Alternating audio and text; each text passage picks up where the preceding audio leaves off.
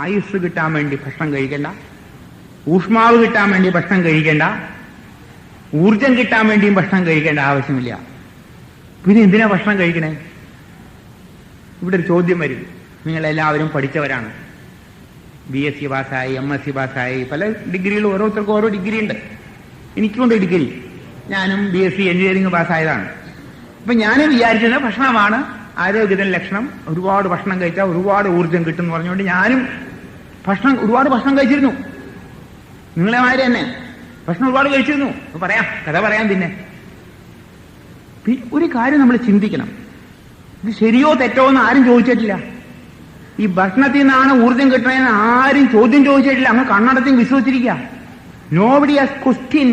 ഒരു ശാസ്ത്രജ്ഞൻ എന്തെങ്കിലും പറഞ്ഞാൽ ചോദ്യം ചെയ്യാൻ പാടില്ലെന്ന് പോലും പറഞ്ഞിട്ടുണ്ട്. പണ്ട് ഏതെങ്കിലും പണ്ഡിതൻ വല്ലതും പറഞ്ഞാൽ പണ്ഡിതനെ ചോദ്യം ചെയ്യാൻ പാടില്ല പറഞ്ഞിട്ടില്ലേ?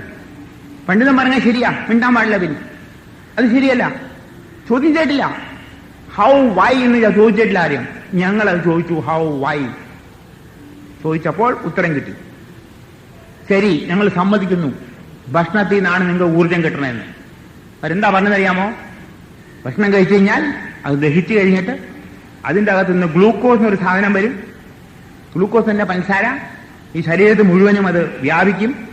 വ്യാപിച്ചിട്ട് ഓരോ ശരീരത്തിന്റെ ഓരോ കോശത്തിലും ഈ ഗ്ലൂക്കോസ് അത് ഓക്സിഡൈസ് ചെയ്ത് നമ്മൾ ശ്വസിക്കുന്ന ഓക്സിജൻ ആ ഗ്ലൂക്കോസുമായിട്ട് ചേർന്നിട്ട് അത് പച്ചവെള്ളമായിട്ടും കാർബൺ ഡൈ ഓക്സൈഡായിട്ട് മാറും. ആ സമയത്ത് ആ കെമിക്കൽ ആക്ഷനിൽ നിന്ന് ഒരുപാട് ഊർജ്ജം ഇങ്ങനെ പുറത്തേക്ക് ചാടി വരുന്നു. ഇതാണ് അവരുടെ നിഗമനം. ശരി, ഒരു ചോദ്യമുണ്ട് അവിടെ.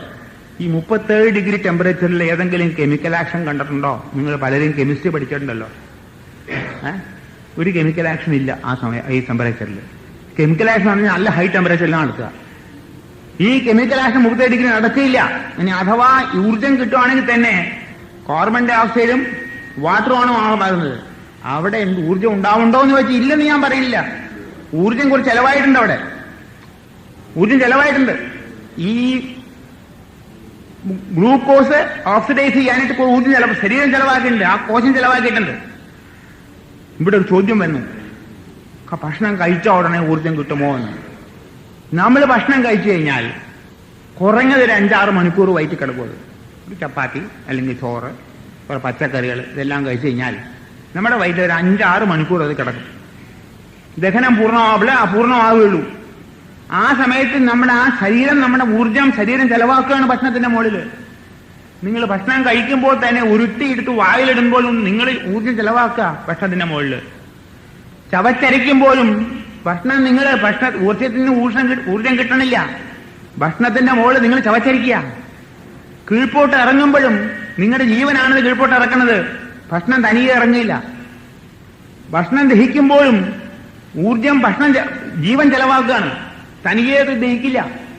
ഇതെല്ലാം കഴിഞ്ഞ് ഇത് കുടലിലേക്ക് പോയിട്ട് കുടലിൽ വന്നിട്ടാണ് ഈ ദഹനം പൂർണ്ണമാവുക. ആ സമയത്താണ് ഗ്ലൂക്കോസ് ഉണ്ടാവുന്നത്. അപ്പൊ ഈ ഗ്ലൂക്കോസിനുള്ളതായിട്ടുള്ള വസ്തു നാം കഴിക്കുന്ന ഭക്ഷണത്തിൽ നിന്ന് പുറത്തു വരുന്ന സമയത്ത് ഏകദേശം ഒരു 5, 3, 8, 9 മണിക്കൂർ വേണം. അതിനുമുമ്പ് ഉണ്ടാവില്ല. ഭക്ഷണം കഴിച്ചാൽ 9 മണിക്കൂറിനകെ ഇത് ഊർജം ഈ ഗ്ലൂക്കോസ് പുറത്തേക്ക് വരുള്ളൂ. അതിന്റെ ഉള്ളിൽ നിന്ന് അതുവരെ വരില്ല. ഒരു പക്ഷേ പഴങ്ങൾ കഴിച്ചാൽ ചിലപ്പോൾ ഗ്ലൂക്കോസ് ചിലപ്പോൾ നേരത്തെ വരും, 2 മണിക്കൂർ കൊണ്ട് വരും. അവിടെ 2 മണിക്കൂർ വേണം കുറഞ്ഞത്. ഇളനീര് കഴിച്ചാലും കരിക്കും വെള്ളം കഴിച്ചാലും 1.25 മണിക്കൂർ വേണം അത് പുറത്ത് വരാനായിട്ട് ദഹനം കഴിഞ്ഞ്. അപ്പം മിനിമം സമയം കുറച്ച് വേണം. നമ്മൾ ചോറിനെ എടുത്തോളൂ. ഇപ്പൊ ചോറും ചപ്പാത്തിയോ പച്ചക്കറി എല്ലാം കഴിച്ചാൽ അത് ദഹിച്ചിട്ട് അതിന്റെ ഗ്ലൂക്കോസ് പുറത്ത് വരാനായിട്ട് ഏകദേശം ഒരു 8-9 മണിക്കൂർ വേണം. കഴിച്ച ഉടനെ കിട്ടിയില്ല. അപ്പൊ ഈ 9 മണിക്കൂർ നേരം ഈ ഗ്ലൂക്കോസ് ഉണ്ടാവാൻ സമയം വേണം. ഈ ഗ്ലൂക്കോസ് ആണ് പിന്നെ ശരീരത്തിന്റെ മുഴുവൻ വ്യാപിച്ചിട്ട് ഓരോ കോശത്തിൽ എത്തുന്നത്. അപ്പൊ 9 മണിക്കൂർ കഴിയാതെ ഈ ഗ്ലൂക്കോസ് കോശങ്ങളിലേക്ക് വ്യാപിക്കയില്ല. ഇത് സമ്മതിച്ചോ? ഇല്ല. കഴിച്ച ഉടനെ കിട്ടുമോ? കിട്ടില്ല. സമ്മതിച്ചു? Agree, very good. ഒരാൾ സമ്മതിച്ചാൽ മതി. എഗ്രി. അല്ല, മനസ്സിലായി എന്നർത്ഥം. ഞാനത് വളരെ വ്യക്തമായിട്ട് എക്സ്പ്ലെയിൻ ചെയ്യാണ്. നമ്മൾ ഈ ബുദ്ധിഭ്രമം കൊണ്ടും സായിമാർ എന്തെങ്കിലും പറഞ്ഞാൽ സായി പറയുന്നതൊക്കെ ശരി എന്ന് പറഞ്ഞുകൊണ്ട് അംഗീകരിക്കുന്നത് ശരിയല്ല. അപ്പോ ഈ ഗ്ലൂക്കോസ് 9 മണിക്കൂർ വരെ ഈ ഭക്ഷണത്തിന്റെ മുകളിൽ ശരീരമാണ് ഊർജം ചെലവാക്കിയത്. അപ്പോ ഭക്ഷണം കഴിച്ച ഉടനെ ഊർജം കിട്ടണില്ല, 9 മണിക്കൂർ കഴിഞ്ഞേ കിട്ടണുള്ളൂ തീർച്ച. അപ്പൊ ഈ കഴിച്ച ഭക്ഷണം ചില ഊർജം ദഹിപ്പിക്കാനുള്ള ഊർജം എവിടുന്ന് കിട്ടി? അല്ല, നിങ്ങളുടെ കണക്ക് അവരുടെ കണക്ക് ശരിയാണെങ്കിൽ ഇതിനു മുമ്പ് കഴിച്ച ഭക്ഷണത്തിൽ നിന്നല്ലേ? അങ്ങനെയല്ലേ വേണ്ടേ? ജീവനിൽ ഇതിനു മുമ്പ് കഴിച്ച ഭക്ഷണമാണ്, അങ്ങനെയല്ലേ പറയുക സാധാരണ. ഇതിനു മുമ്പ് കഴിച്ച ഭക്ഷണത്തിൽ നിന്നാണ് ഊർജം വന്നത്, ആ ഊർജം കൊണ്ടാണ് ഇപ്പൊ കഴിച്ച ഭക്ഷണം ദഹിച്ചതെന്ന് പറഞ്ഞു. ശരി. അപ്പൊ ഇന്ന് കഴിച്ച ഭക്ഷണം ദഹിക്കാനായിട്ട് ഇന്നലെ ഭക്ഷണം കഴിക്കണം. ഇന്നലെ ഭക്ഷണം ദഹിക്കണമെങ്കിൽ മിനിയാന്ന് ഭക്ഷണം കഴിക്കണം. പുറകോട്ട് പോയി ജനിച്ചു വീണ ഒരു കുട്ടി ഭക്ഷണം കഴിച്ചിട്ടില്ല, ഒരു സാധനം കഴിച്ചിട്ടില്ല. അത് കിടന്ന് ഖാന്ന് കരഞ്ഞ് കയ്യും കാലിട്ട് അടിക്കണ്ട്. ഇതെന്തെന്നാ ഇത്? ആ കുട്ടിക്ക് എവിടെ നിന്ന് കിട്ടി ഊർജം? ഭക്ഷണം കഴിച്ചിട്ടില്ല, അത് മുലപ്പാൽ കുടിച്ചിട്ടില്ല. അപ്പൊ പറയാം അമ്മയുടെ കയ്യിൽ നിന്ന് കിട്ടിയെന്ന് പറയും, ഇല്ലേ? അമ്മയുടെ കയ്യിൽ വരട്ടെ, ഇത് മറ്റൊരു ശാസ്ത്രജ്ഞന്മാരുടെ കാര്യമാണ്, അത് വേറെ. അമ്മയുടെ കയ്യിൽ നിന്നാണ് ഊർജം കിട്ടിയെന്ന് പറഞ്ഞു, സമ്മതിച്ചു. അമ്മയ്ക്ക് എവിടെ നിന്നാ കിട്ടിയത്? തലേ ദിവസം കഴിച്ച ഭക്ഷണം. അമ്മയ്ക്ക് അമ്മയുടെ കയ്യിൽ നിന്ന് ഊർജം കിട്ടിയെങ്കിൽ അമ്മയ്ക്ക് തല കഴിച്ച ഭക്ഷണം കൊണ്ടല്ലേ അമ്മയ്ക്ക് ഊർജം കിട്ടിക്കണേ? അന്ന് കിട്ടിയിട്ടില്ലല്ലോ. അപ്പൊ അമ്മയുടെ ഊർജമാണ് കുട്ടിക്ക് കിട്ടിയേക്കണേ. ആ ഊർജം കിട്ടി, ഇവരുടെ ശാസ്ത്രം ശരിയാണെങ്കിൽ. അപ്പൊ അമ്മയുടെ ശാസ്ത്രമല്ല, ഇത് ശാസ്ത്രമായിട്ടാ പോണത്. അപ്പൊ ആ ഊർജം എന്നുള്ളത് അമ്മയിൽ നിന്ന് കിട്ടിയെങ്കിൽ, അമ്മ കഴിച്ച ഭക്ഷണം അതിന് തലേ ദിവസമാണ്. അപ്പൊ അങ്ങനെ പോകുമ്പോൾ ഈ ഊർജത്തിന് എവിടെ അവസാനം? അമ്മയ്ക്ക് എവിടെ നിന്ന് കിട്ടി? തലേ ദിവസം കഴിച്ച്. അമ്മയുടെ പുറകോട്ട് പോയി അമ്മയുടെ ഒക്കെ പോകും. പിന്നെ അമ്മയുടെ ഒക്കെ പോകും. ഇങ്ങനെ പോയ അവസാനം ഉണ്ടോ? അതായത് ഈ ഊർജം എന്നുള്ളത് ഭക്ഷണത്തിൽ നിന്നല്ല വരുന്നത്. ഇത് അനന്തനിൽ നിന്ന് വന്ന് അനന്തനിലേക്ക് പോകുന്നു, നാം നടുക്ക് നിൽക്കുന്നു. അനന്തം പറഞ്ഞാൽ ഇൻഫിനിറ്റി ടു ഇൻഫിനിറ്റി. ഈ ജീവധാര, ഈ മനുഷ്യന്റെ ജീവധാര തുറന്നുകൊണ്ടേയിരിക്കുകയാണ്. നിങ്ങളെ പാരമ്പര്യം അമ്മയുടെ ആദ്യം ജനിച്ചായിട്ടുള്ള അമ്മയിൽ നിന്നും ഊർജം ചെലവാക്കി നമ്മൾ ഊർജം നടക്കുന്നു. ഇനി നമ്മളിതും കൊണ്ട് നമ്മൾ കണ്ടിന്യൂ ചെയ്തു. It's a continuity, not a break. അപ്പൊ അതായത് ഊർജം എന്നുള്ളത് വാസ്തവത്തിൽ ഒരു കണ്ടിന്യൂറ്റിയാണ്, ജീവനോട് കൂടിയുള്ള ഒരു വസ്തുവാണ്, അല്ലാതെ ഭക്ഷണത്തിൽ നിന്നല്ല. ഇത് മനസ്സിലാക്കിയാൽ അല്പം ഒരു വിഷമം തോന്നും നിങ്ങൾക്ക്. ഞാൻ എന്തിനാ ഒന്ന് ഭക്ഷണം കഴിക്കണേന്ന് തോന്നി. അല്ല, ഭക്ഷണം കഴിച്ചോളൂ, കഴിക്കണ്ട പറയണില്ല. ഊർജത്തിന് വേണ്ടി ഭക്ഷണം കഴിക്കണ്ടാണ്. അപ്പൊ ഈ ഒരു തത്വം മനസ്സിലാക്കിയിട്ട് വേണം നമ്മൾ മുമ്പോട്ട് പോകാൻ. നമ്മൾ ഈ തത്വശാസ്ത്രം പ്രായോഗികമാക്കിയിട്ടാണ് അനേകം മാറാത്ത രോഗങ്ങളെല്ലാം മാറ്റി കൊടുത്തിട്ടുണ്ട്. ഭക്ഷണത്തില് നിയന്ത്രണം വരുത്താനുള്ള കാരണം ഇതാണ്. അനാവശ്യമായിട്ട് ഒരുപാട് ഭക്ഷണം കഴിച്ച് മനുഷ്യൻ എന്ന രോഗിയായിട്ട് മാറിയിരിക്കുക. ആ ഭക്ഷണമല്ല നമ്മുടെ ഊർജത്തിന് കാരണം എന്നുള്ളത് സത്യം മനസ്സിലാക്കിയിട്ട് നാം മുമ്പോട്ട് പോകാൻ നോക്കണം. ഭക്ഷണം കഴിക്കേണ്ട എന്ന് പറയുന്നില്ല, ഭക്ഷണം കഴിക്കണം. എന്തിനാണെന്ന് പറയാം. ഭക്ഷണം പൂർണ്ണമായിട്ടും ഉപേക്ഷിച്ച ആൾക്കാരെ എനിക്കറിയാം.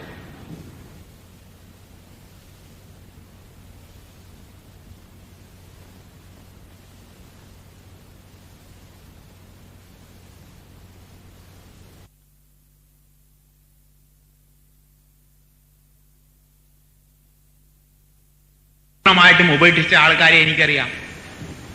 എന്റെ ഗുരുനാഥൻ ഡൽഹിയിലുണ്ട് ഇപ്പോഴും, സ്വാമിനാഥൻജി. അദ്ദേഹത്തിന്റെ ഗുരുനാഥൻ പ്രണവേന്ദ്ര ബ്രഹ്മാനന്ദ സരസ്വതി. അദ്ദേഹം താമസിക്കുന്നത് ബദ്രീനാഥിലാണ്, ഇങ്ങോട്ട് വരാറില്ല. 365 days in Badrinath. Can you imagine? 6 മാസം അവിടെ -40 ഡിഗ്രി ടെമ്പറേച്ചറാണ്. ആയുസ് വന്ന് നിറയും. മനുഷ്യരാരും പോവാറില്ല അവിടെ. ഒക്ടോബർ മാസത്തിലാ അമ്പലം പൂട്ടിക്കഴിഞ്ഞാൽ പിന്നെ തുറക്കുന്നത് മെയ് മാസത്തിലാ. 5-2 മാസം, 6 മാസം. ഇവിടെ അദ്ദേഹം ഒരു ഗുഹയിലിരിക്കും, ഈ സന്യാസി, ദിഗംബരനായിട്ട്, വസ്ത്രധാരണം പോലുമില്ല. ഒരു ദിവ്യനായ ഒരു മനുഷ്യൻ, മഹായോഗി, അവിടെ ഇരിക്കും ആ ഗുഹയില്. അവിടെ നിന്നും മാറില്ല അങ്ങേര്. 6 മാസം കഴിഞ്ഞ് നട തുറക്കാൻ പോകുമ്പോൾ അദ്ദേഹം അവിടെ ഇരിക്കണം, അപ്പോഴും ചിരിച്ചും കൊണ്ട്. ഒരു ഭക്ഷണവും കഴിച്ചിട്ടില്ല, ഒന്നും കഴിച്ചിട്ടില്ലാന്ന്. നിങ്ങൾ ഉടനെ പറയും അദ്ദേഹം 6 മാസങ്ങളെ ചപ്പാത്തി അവിടെ ശേഖരിച്ചു വെച്ചെന്ന് പറയും. നിങ്ങൾ ചപ്പാത്തിയും വേണ്ട, കിപ്പാത്തിയും വേണ്ട, ഒന്നും വേണ്ട. അദ്ദേഹം മഹാസമാധിയിൽ ലയിച്ചിട്ട് ആ 6 മാസം അവിടെ കഴിഞ്ഞിട്ട് 6 മാസം കഴിയുമ്പോൾ ചിരിച്ചുകൊണ്ട് അവിടെ ഇരിക്കണു. ഇതൊരു മഹാത്ഭുതമാണ്. പ്രണവേന്ദ്ര ബ്രഹ്മാനന്ദ ആനന്ദ സരസ്വതി. അദ്ദേഹത്തെ ലോകത്താരും അറിയില്ല. അപൂർവമായിട്ടുള്ള ഒരു മഹായോഗിയായിരുന്നു. വളരെ കുറച്ചു പേര് ഞാനും കണ്ടിട്ടില്ല. ഞാൻ എന്റെ ഗുരുനാഥനെ കാണുന്നതിന് മുമ്പ് അദ്ദേഹത്തിന് സമാധിയായി കഴിഞ്ഞു. പിന്നെ കാണാൻ പറ്റിയില്ല. പ്രണവേന്ദ്ര ബ്രഹ്മാനന്ദ സരസ്വതി. പ്രണവേന്ദ്ര ബ്രഹ്മാനന്ദ സരസ്വതി. ഇത് ഒരു കൊല്ലം കൊണ്ടല്ല, അനേക വർഷങ്ങളായിട്ട് ബദ്രീനാഥിൽ അദ്ദേഹം ഇരുന്നിട്ടുണ്ട്. ഇവിടെ ചോദിക്കായിരിക്കും അദ്ദേഹം ആരായിരുന്നു. പൂർവാശ്രമത്തിൽ അദ്ദേഹം ഒരു ഡബിൾ MA കാരനായിരുന്നു. സന്യാസിമാർക്കും MA എന്ന് പറഞ്ഞാൽ കുറച്ചും കൂടെ ഇത് വരില്ലേ. MA കാരൻ സ്വാമി എന്ന് പറഞ്ഞാൽ MA പാസ്സായിട്ടില്ല, അപ്പൊ നല്ല സ്വാമിയാണ്. ഒന്നും പഠിച്ചിട്ടില്ലെങ്കിൽ നല്ല സ്വാമിയല്ല, അല്ലേ? ഡബിൾ MA, എല്ലാം വലിയൊരു നല്ല ജോലി. കൽക്കട്ടയിൽ അങ്ങാണ്ട് 1000 രൂപ ശമ്പളം. നോക്കൂ, 1940 മിറ്റയ്ക്ക് 1000 രൂപ ശമ്പളം തുടങ്ങിയ എന്താ സ്ഥിതി? ഇന്ന് 10 ലക്ഷം രൂപയാ അതിന്, ഇല്ലേ വില? അങ്ങനെയുള്ള ഒരു മനുഷ്യനാണ് സകലതയും ത്യജിച്ചിട്ട് സന്യാസിയായിട്ട് പോയി. അദ്ദേഹമാണ് എന്റെ ഗുരുനാഥന്റെ ഗുരുനാഥൻ. ഇദ്ദേഹത്തിന്റെ ഈ ജീവിതത്തെപ്പറ്റി ഞാൻ കേട്ടപ്പോൾ ഞാനും തീർച്ചയാക്കി ഇത് എന്തിനാ ഇങ്ങനെ ഭക്ഷണം കഴിക്കണേ? ഞാനും നിങ്ങളെ മാതിരി കാലത്തെ കുറച്ച് ചപ്പാത്തി തിന്നും, ഉച്ചയ്ക്ക് കുറച്ച് ചപ്പാത്തിയും കൊണ്ടുപോകും, രാത്രി കുറെ ചോറ് തിന്നും. മലയാളിയല്ലേ, ചോറ് തിന്നാതെ പറ്റില്ലല്ലോ. ചോറും തിന്നും. ഇങ്ങനെ 3 നേരവും മൂക്കറ്റം ഭക്ഷണവും കഴിച്ചിട്ട് എപ്പോഴും മൂക്കട്ടയും കൊണ്ട് നടക്കായിരുന്നു ഞാൻ. മൂക്കറ്റം ഭക്ഷണം കഴിച്ചാൽ മൂക്കട്ട വരും കേട്ടോ, എപ്പോഴും മൂക്കട്ട. ഇതായിരുന്നു ജോലി. പിന്നെ വയറിന് അസുഖം ഉണ്ടായിരുന്നു, പല വിഷമങ്ങളും ഉണ്ടായിരുന്നു. ചെറിയ ചെറിയ അസുഖങ്ങൾ, വലിയ അസുഖമൊന്നുമില്ല, അൾസറൊന്നുമില്ല കേട്ടോ, പേടിക്കണ്ട. അപ്പോ ഇത് കേട്ടപ്പോൾ ഞാൻ തീരുമാനിച്ചു ഞാനും ഭക്ഷണം കഴിക്കാൻ. എനിക്ക് തോന്നി ഇങ്ങനൊരു അത്ഭുത മനുഷ്യൻ ജീവിച്ചിരുന്നെങ്കിൽ എന്തിനാ ഞാൻ ഇത്തരം ഭക്ഷണം കഴിക്കണേ? ഒരു തീരുമാനം എടുത്തു, ഒരു നേരെ ഭക്ഷണം കഴിക്കുള്ളൂ എന്ന്. ശ്രീമതി പ്രൊട്ടസ്റ്റ് ചെയ്തു ഡൽഹിയിൽ. അയ്യോ എന്ന് പറഞ്ഞു, സാരമില്ല, കുഴപ്പമില്ല, നിങ്ങളുടെ ഭാരം കുറഞ്ഞില്ലേ? കാലത്ത് കുറെ പഴം കഴിക്കും, ഉച്ചയ്ക്ക് കുറെ പഴം കഴിക്കും, രാത്രി വന്ന് കുറെ ചപ്പാത്തിയോ ചോറോ കഴിക്കും. ഇങ്ങനെ അങ്ങ് തുടങ്ങിയപ്പോൾ ഡൽഹിയിലത്തെ ആ ചൂടുണ്ടല്ലോ, അത് തണുപ്പ്, അതിഭയങ്കരമായ തണുപ്പാണ്. മലയാളികൾ അവിടെ പോയാൽ മലയാളികളുടെ കൈയും കാലും ഒക്കെ വീർത്ത തണുപ്പുണ്ട്. എത്ര സ്വെറ്റർ ഇട്ടാലും എത്ര ഇട്ടാലും ഇത് കിട്ടാ വിറക്കി അവിടെ, അത്ര ഭയങ്കര തണുപ്പാണ് അവിടെ. അങ്ങനെയുള്ള തണുപ്പത്ത് 2 കിടക്ക വേണം നിങ്ങൾക്ക് കിടക്കാനായിട്ട്. അടിയിലൊരു കിടക്ക, മുകളിൽ വേറെ കിടക്ക. റജായി എന്നാ പറയാ, കേട്ടിട്ടുണ്ടാവും ഡൽഹിയിൽ പോയവർക്ക്. റജായി എന്നാ പറയാ, റസായി. ഈ 2 കിടക്കില്ലെങ്കിൽ കിടക്കാൻ പറ്റില്ല അവിടെ, കരിമ്പടം കൊണ്ട് നിൽക്കില്ല തണുപ്പ്. അപ്പോ അങ്ങനെയുള്ള സമയത്താണ് ഞാൻ തുടങ്ങിയത്. 1961 തുടങ്ങിയതാണ്. 2 വർഷം ഇങ്ങനെ പോയി. 2 വർഷം കഴിഞ്ഞപ്പോൾ ശരീരത്തിലെ മാറ്റങ്ങൾ വന്നു. കുറച്ച് വണ്ണമൊക്കെ പോയി. 60 കിലോ ഉണ്ടായിരുന്നു, അതും കുറഞ്ഞ് 45 കിലോ 47 കിലോ ഒക്കെ വന്നു. അപ്പൊ എല്ലാവരും പറഞ്ഞു, ചില മലയാളി ഫ്രണ്ട്സ് പറഞ്ഞു, നിങ്ങൾ ഇങ്ങനെ പോയാലേ ഉണ്ടാവില്ല, ദേ ഇങ്ങനെ കുറഞ്ഞു കൊടുക്കും, ഇല്ലാതാവും. കമ്പനി മാനേജറാണ്, കുറച്ചൊക്കെ തടിയും പിടിയൊക്കെ വേണം. കമ്പനി മാനേജർക്ക് തടി വേണമെന്ന് ആരും പറഞ്ഞിട്ടില്ല. കോട്ടിട്ടപ്പോ വണ്ണം മുതൽ കോട്ടിട്ട് പോയി. കോട്ടിട്ടാൽ മതിയോ? അത് മതി. പക്ഷെ ഉള്ളിലൊന്നുമില്ല, പഠിക്കണ്ട. കോട്ടിട്ട് നടന്നു കോട്ടിട്ടു. പക്ഷെ ഇങ്ങനെ പോയപ്പോൾ 2-3 കൊല്ലം കഴിഞ്ഞപ്പോൾ ഒരു വലിയ മാറ്റം വന്നു ശരീരത്തിൽ. ആ 2 നേരം പഴവും 1 നേരം ഊണും ആക്കിയപ്പോൾ, 1 നേരം ഊണ് പച്ചക്കറിയും കുറെ ചോറും കഴിക്കും, അല്ലെങ്കിൽ ചപ്പാത്തി കഴിക്കും. വളരെ വ്യത്യാസം. തണുപ്പത്ത്, ഏറ്റവും കൊടും തണുപ്പത്ത് പോലും രാത്രി കിടക്കുമ്പോൾ കമ്പിളിയിട്ടാൽ കിട്ടുകിട്ടാ വേർക്കും. ഒരു ചാദർ, വെറും ഇതുമാതിരി ഒരു വസ്ത്രം ഇട്ടാലും വേർക്കുക. ഭയങ്കര ചൂട് ശരീരത്തിൽ. ഭക്ഷണം കുറച്ചേ കഴിക്കുന്നുള്ളൂ. 2 നേരം പഴം 1 നേരം ചോറ് കഴിക്കുന്നുള്ളൂ. എന്നാ അപ്പുറത്തെ ശ്രീമതി എല്ലാവരും കിടപ്പുണ്ട്, പിള്ളേരെ കിടപ്പുണ്ട്. അവർക്കാണെങ്കിൽ 2 കിടക്ക മുഴിട്ടാലും തണുക്കുന്നു പറഞ്ഞേ. അപ്പൊ ശ്രീമതി തമാശയായിട്ട് പറഞ്ഞു, ഞങ്ങളെല്ലാം കിട്ടുകിട്ടാ വിറയ്ക്കണു, നിങ്ങള് കുടുകുടാ വേർക്കണു, എന്തോ കുഴപ്പം നിങ്ങൾക്കുണ്ട്, നിങ്ങൾ മഹാ ദുരിതം ചെയ്തിട്ടുണ്ടെന്ന്. ദുഷ്ടമാർഗേ ഉണ്ടാവുള്ളതും പറഞ്ഞു ഒരു വാക്ക്. ദുഷ്ടമാർഗേ തോന്നുള്ളൂ എന്ന്. ഞാൻ ദുഷ്ടനായിട്ട് പറഞ്ഞ എന്താ ചെയ്യുക, എന്റെ ഗതികേടല്ലേ. ശ്രീമതിയാ പറഞ്ഞ് കേൾക്കേണ്ടി വന്നുള്ളൂ. പക്ഷെ നിർത്തി ഞാൻ പറഞ്ഞു, ശരിയാ, ഞാൻ ദുഷ്ടനാണ്, എനിക്ക് ഭക്ഷണം വേണ്ട. ഈ ഒരു അനുഭവം ഉണ്ടായി. അപ്പൊ സ്വാമിജിക്ക് അവിടെ 6 മാസം -40 ഡിഗ്രി ഇരിക്കാമെങ്കിൽ എനിക്ക് ഡൽഹിയിലെ 0 ഡിഗ്രി ടെമ്പറേച്ചറിൽ പുതപ്പില്ലാതെ ജീവിക്കാമെന്നായി എന്നുള്ളത് അനുഭവമാണിത്. അപ്പൊ ആയുസ് കിട്ടാൻ വേണ്ടി ഭക്ഷണം കഴിക്കണ്ട.